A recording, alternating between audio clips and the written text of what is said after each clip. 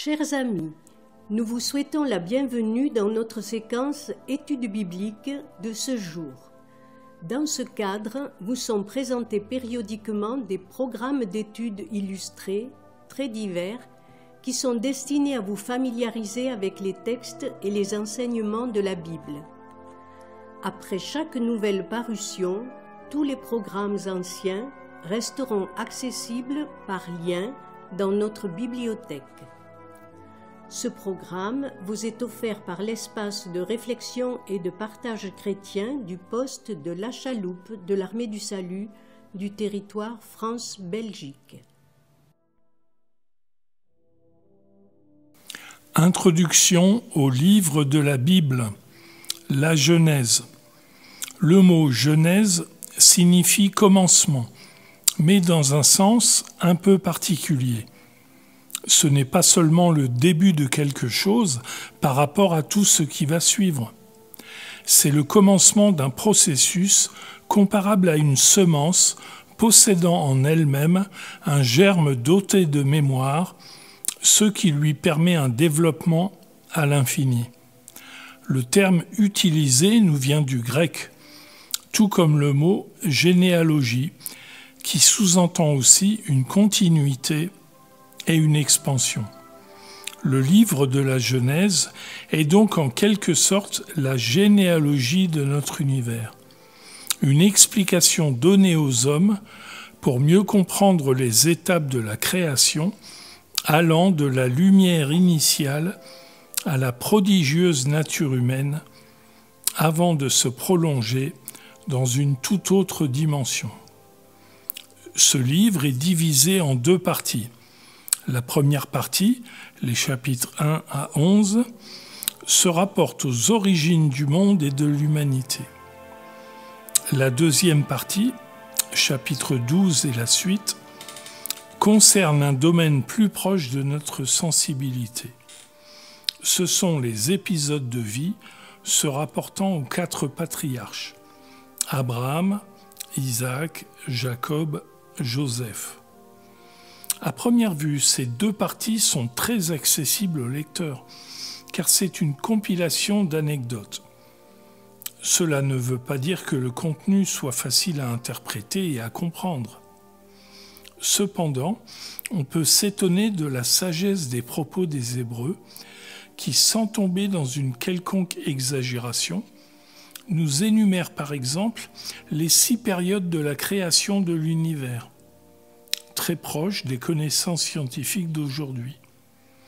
Cette sobriété tranche singulièrement avec les explications d'autres religions de peuplades primitives et encore davantage avec les explications des fabulations des panthéons grecs et romains. Que la forme soit quelque peu rudimentaire s'explique facilement par le contexte. Les faits évoqués d'un bon nombre de ces récits remontent à des périodes où il n'existait encore aucune écriture. De plus, les Sémites, premiers détenteurs de ce savoir, étaient des nomades itinérants, donc loin de toute influence culturelle de leur temps. Égypte, Assyrie, Perse.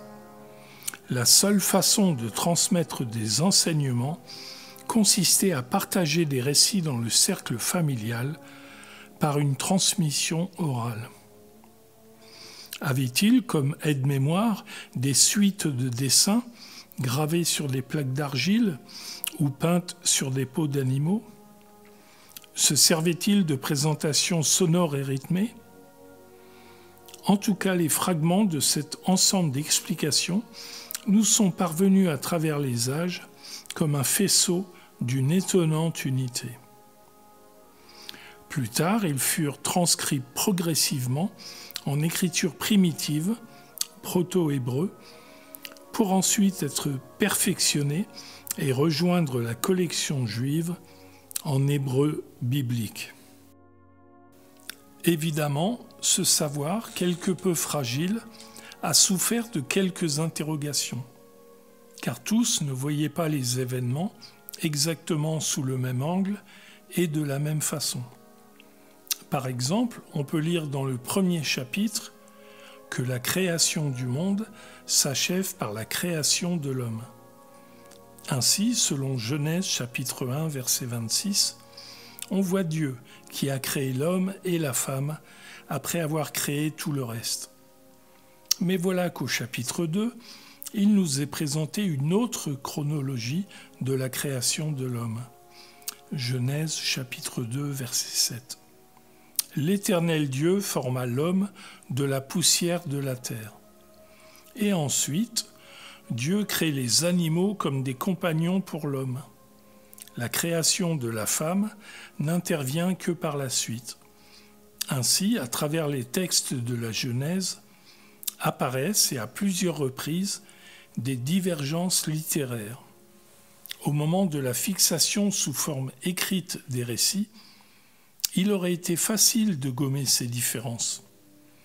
Cependant, les premiers écrivains ont fait le choix de compiler simplement les différentes versions des traditions anciennes. En tout cas, cela confirme que ces textes ne sont pas l'œuvre d'un seul auteur, comme Moïse, ou encore de l'invention de collèges de prêtres lors de la déportation à Babylone. Que Moïse, en tant qu'homme très instruit, ait pu apporter sa contribution à la constitution de la collection semble probable. Ne lui fut-il pas demandé d'écrire dans un livre de souvenirs les épisodes du pèlerinage à travers le désert? Exode chapitre 17, verset 14. Soit mentionné au passage que c'est la plus ancienne mention d'une écriture entre les mains des Hébreux. Une étude méticuleuse a conduit les spécialistes à la conclusion que les textes de la Genèse sont constitués surtout par deux traditions fondamentales. La plus ancienne, appelée yaviste, a le souci d'expliquer les situations, d'expliquer pourquoi il y a des hommes sur la terre, pourquoi cette attirance entre hommes et femmes, pourquoi la souffrance.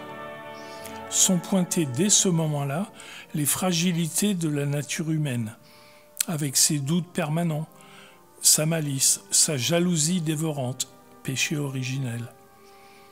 C'est déjà un code de conduite, incitant les hommes à des efforts pour dominer leurs pulsions. Il y va de leur dignité et de l'épanouissement de leurs existences, voire même de leur survie. La deuxième tradition, plus récente et appelée sacerdotale, émane de personnes attachées au rite.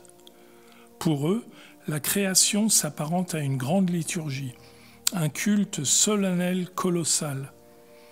Pour eux, le fait dominant est la création de l'univers en 6 jours. Et comme dans toute liturgie, chaque chapitre se conclut par le refrain « Et Dieu vit que tout cela était bon. Il y eut un soir, il y eut un matin, ce fut... » Le mouvement est ascendant, partant du vide initial et aboutissant au 6e jour, à l'apparition de l'être suprême qui est l'humain, avant de conclure par le 7e jour, qui est le sabbat, mais qui relève d'une toute autre nature. Les récits de la Genèse sont-ils authentiques? Représentent-ils une réalité historique? Les événements les plus anciens mentionnés dans cette collection de fragments n'ont laissé aucune trace palpable pour les archéologues. Pas plus sur ce qui concerne le mode de transmission. Il est quasi impossible de trouver un jour des traces d'un peuple ayant évolué sous tente et ayant reçu l'ordre insistant d'ériger ses autels en pierre naturelle, non taillée. La deuxième partie, celle des patriarches bibliques, a coïncidé avec les débuts de la première écriture phonique, celle des Sumériens. Curieusement, les deux mouvements ont vu le jour exactement au même endroit géographique, puisque Abraham campait à ce moment-là dans la région d'Ur, au lieu sumérien. Cependant, lui-même faisant partie d'un peuple de nomades sémitiques itinérants, il n'a certainement pas connu d'écriture. Les récits de la Genèse sont-ils crédibles? Sont-ils des mythes? Tout dépend évidemment de la définition qu'on donne au mot mythe. Si, comme le pensent la plupart des gens, le mythe signifie une légende sans rapport avec une quelconque réalité, alors c'est faux. Mais si on accepte le sens du mot mythe dans sa signification primitive, c'est-à-dire comme une explication sur les rapports tels qu'ils pourraient avoir existé entre le divin et les hommes, alors le même soi-disant mythe peut contenir une vérité et dépasser ainsi la légende et l'illusion.